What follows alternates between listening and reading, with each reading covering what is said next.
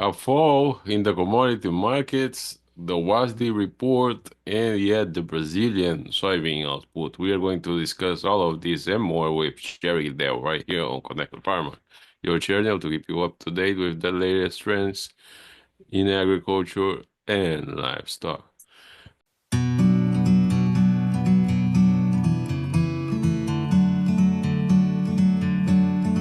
So, Jerry, we have had this week ending with some numbers going lower for corn and soybeans.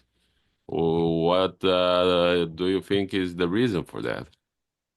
Well, last week we found a little base and kind of rallied ahead of the USDA's report that was released on Tuesday. From there, excuse me, uh, turns out that USDA this week in their updates for the world supply demand numbers and also for the U.S. Kind of basically punted here because of all the confusion that's going on in on exports and things like that. Both corn and soybeans ending stocks were left unchanged uh, as the you, wow, that was a wrong thing to drink.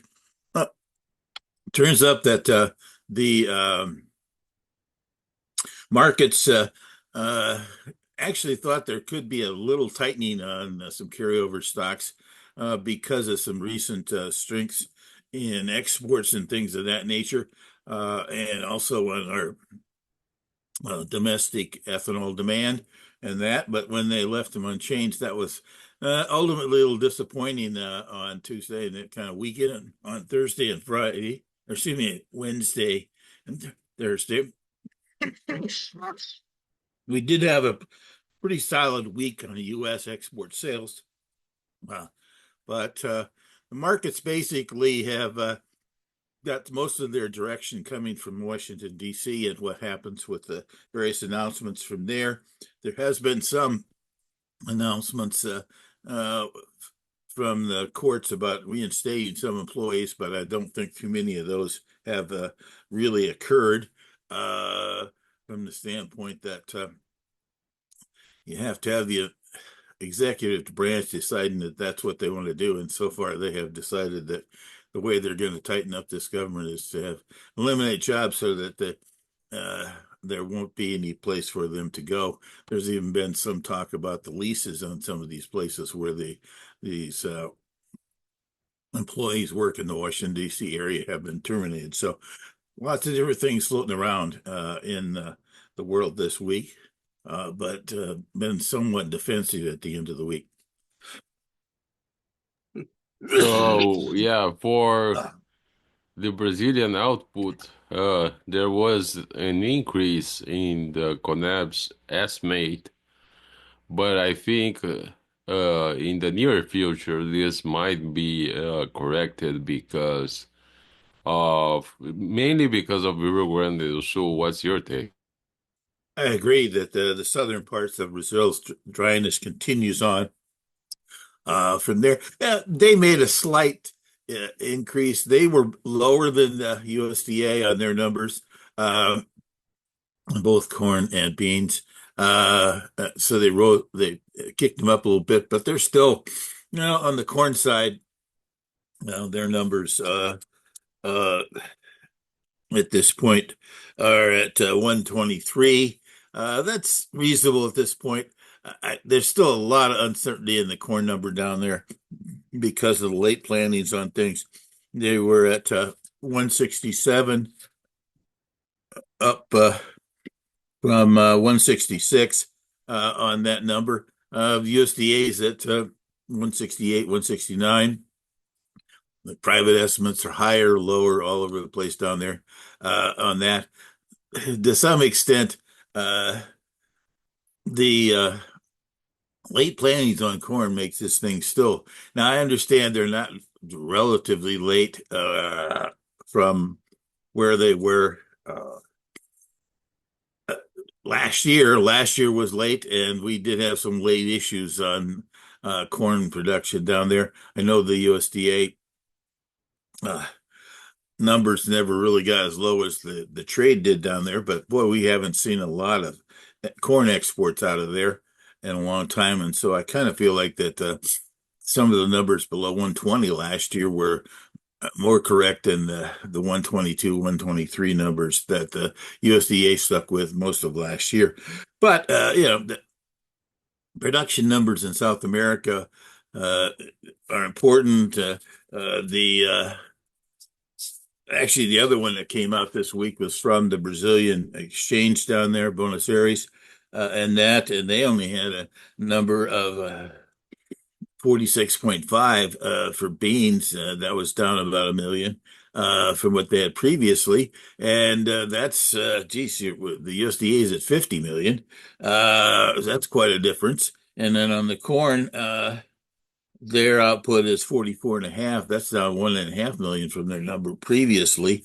And that and the USDA is also substantially higher than that. I think they're 49 on corn from the USDA. So it's a situation where, unfortunately, with the emotions running so high in the U.S. and the uncertainties, the USDA hasn't really made some adjustments that maybe have a factor there.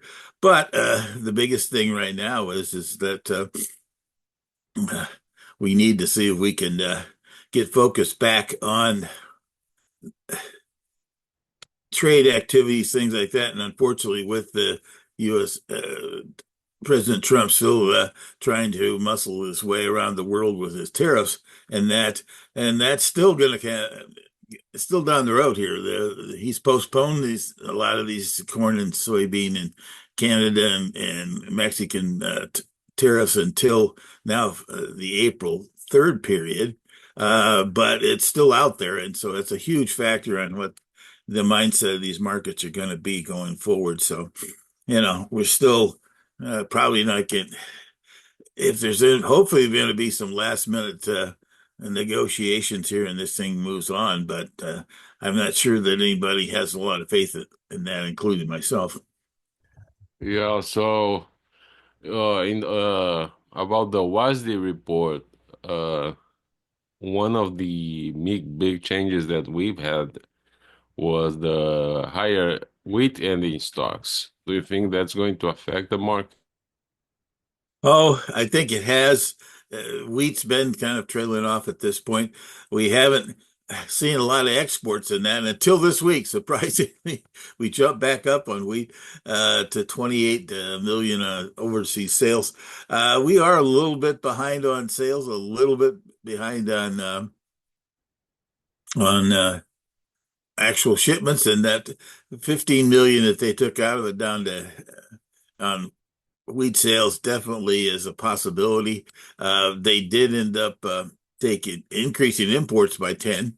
That's really not a good factor. So the wheat market, unless there's lots of places in the world that are under the gun, particularly the Black Sea. There was actually two provinces in Russia that was they made notice of big drought issues over there, which is the ones south and east of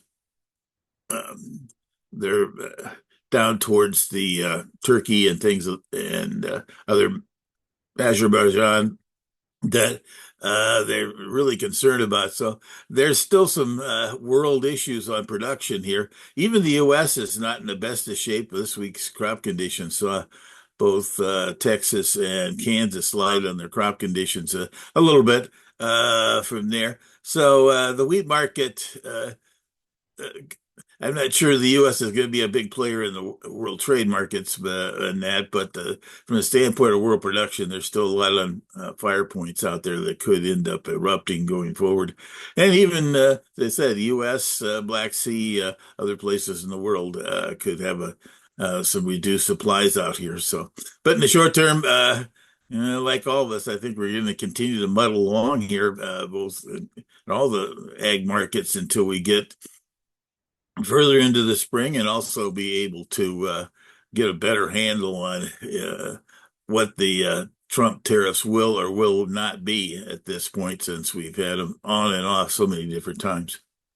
Yeah, so next week is going to be a full week, a full market week, and There is going to be all these negotiations on the geopolitical side on the background.